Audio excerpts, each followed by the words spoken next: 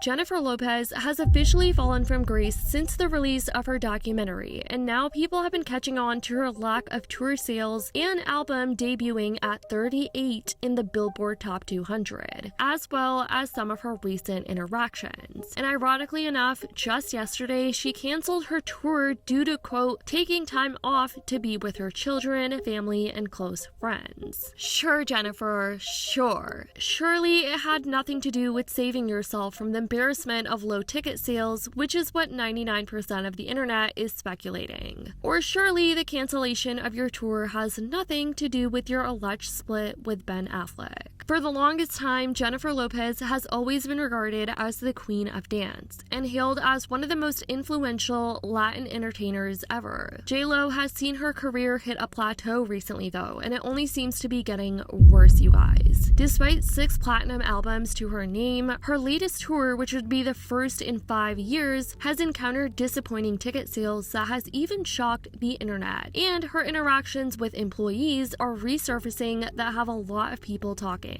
about her attitude and behavior, saying that it warrants the backlash she's getting now and the downfall she's currently going through. I guess we could say karma. One video that resurfaced was this one in March of this year. Captioned, "Here's J-Lo spitting chewing gum into her assistant's hand in the middle of New York City. Such rude and nasty behavior. There is no reason to treat your employees like this." And I mean, you guys, just take a look at the clip for yourselves. I've always been fascinated about how much more well-behaved we have to be than men are. In what way? I've worked with a lot of different men, obviously, as we all have. But it was just always fascinating to me because I did get a moniker of being like a diva, which I never felt I deserved, which I don't deserve.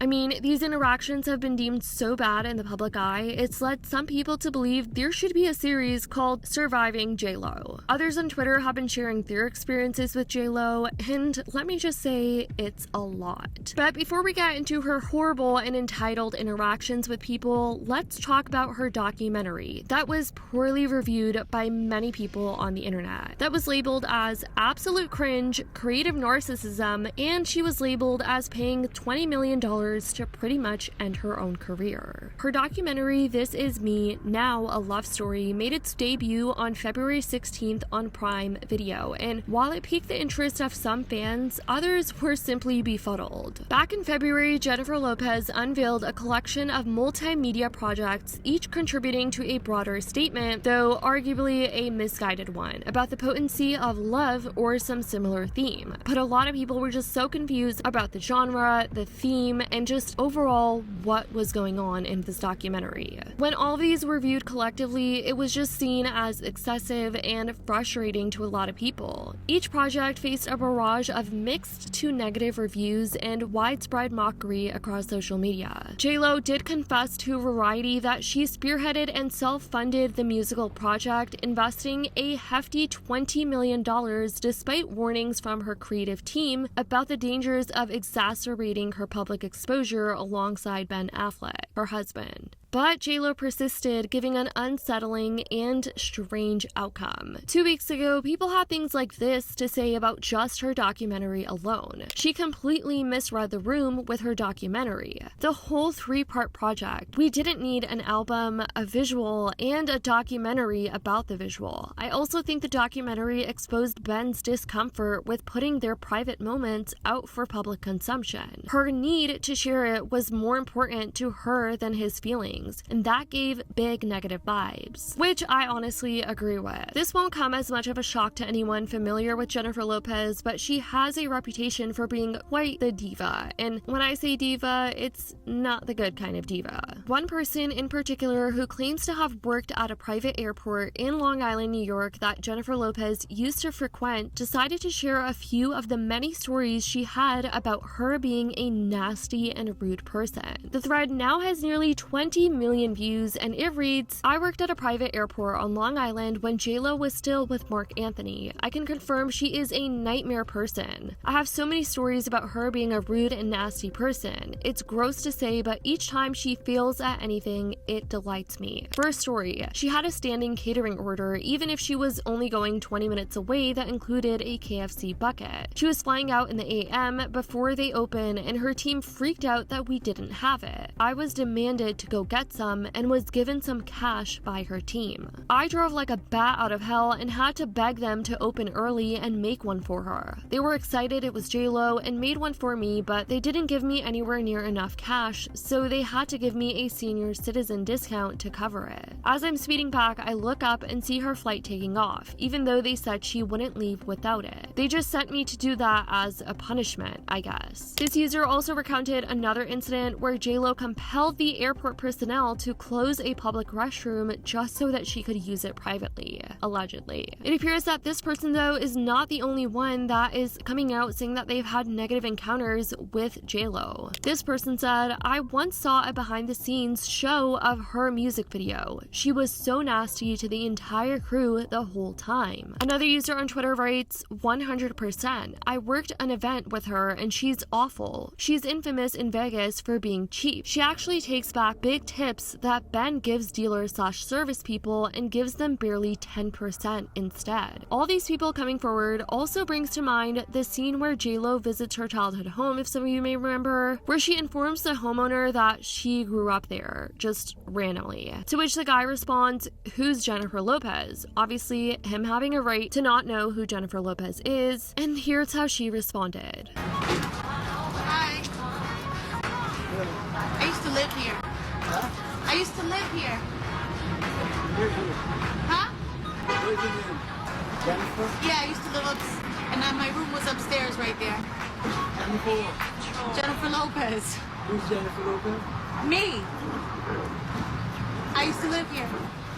Just from these clips, I think it's clear as day to tell that she's a pretty entitled person, and I completely get why a lot of people believe that she genuinely believes the whole world revolves around her, and why some people believe that she's just an attention-seeking person, which is definitely not likable. But if you thought this couldn't get any worse, there was also this clip of her going around where she seemed to have a stank face/attitude towards a man who was simply helping open the door for her. I mean, just take a look at her expression and how she looks down and then rolls her eyes at him like that. People called her the B word after they saw this clip as well. As crazy as this is to say, I feel like there's not one nice story about this woman, and I feel like the internet can agree. People are definitely agreeing that 2024 is just not JLo's year. Fast forward to just as of yesterday, it was reported that JLo had to cancel her tour, and her reasoning was to pretty much spend time with her family, which the internet is not buying into. It would obviously be embarrassing for her to come out and say, "I won't be performing because not a lot of people wanted to show up to my tour and I had low ticket sales." So people just felt like she brought up her family and her children as an excuse to kind of hide behind this. I mean, the timing just all makes sense, especially with the rumors of her splitting with Ben Affleck. JLo, Jennifer, just looked at the ticket prices for your show. $450? Did you mean that? Was that an accident? I need to have a session with your Delulu coach because you are...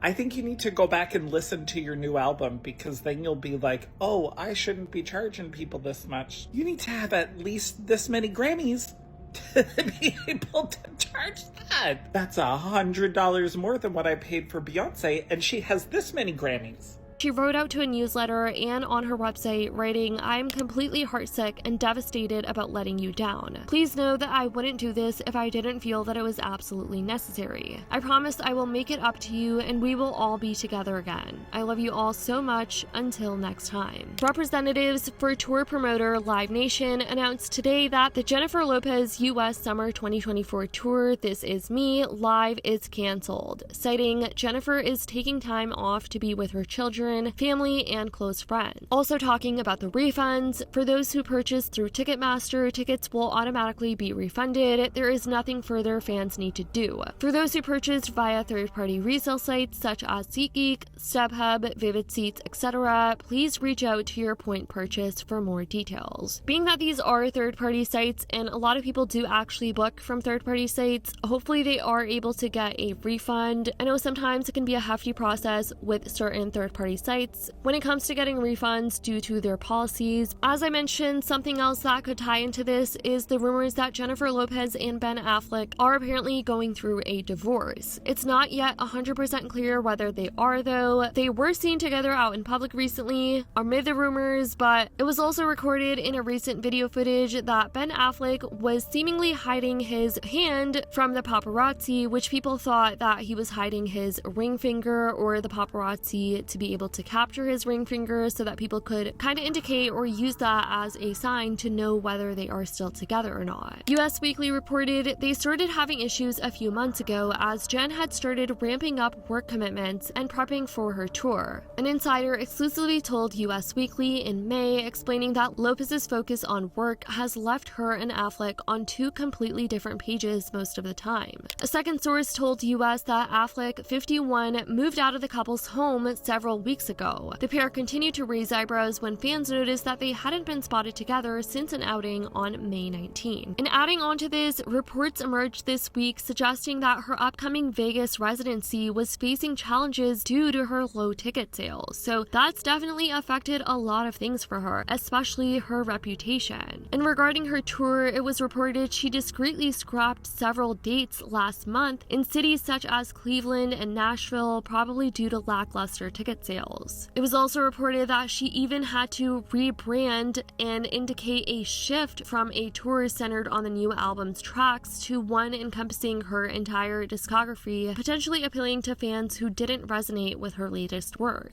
So it just seems like people just aren't really interested in Jennifer Lopez as much as they used to, at least. But anyways, guys, this has been the downfall of Jennifer Lopez. It's honestly really crazy, and who would have thought she'd be going through all of this in 2024? But let me know what you guys think about all of this in the comments down below. I'd love to know your thoughts. I love you guys so much, and as always, I'll see y'all in the next video.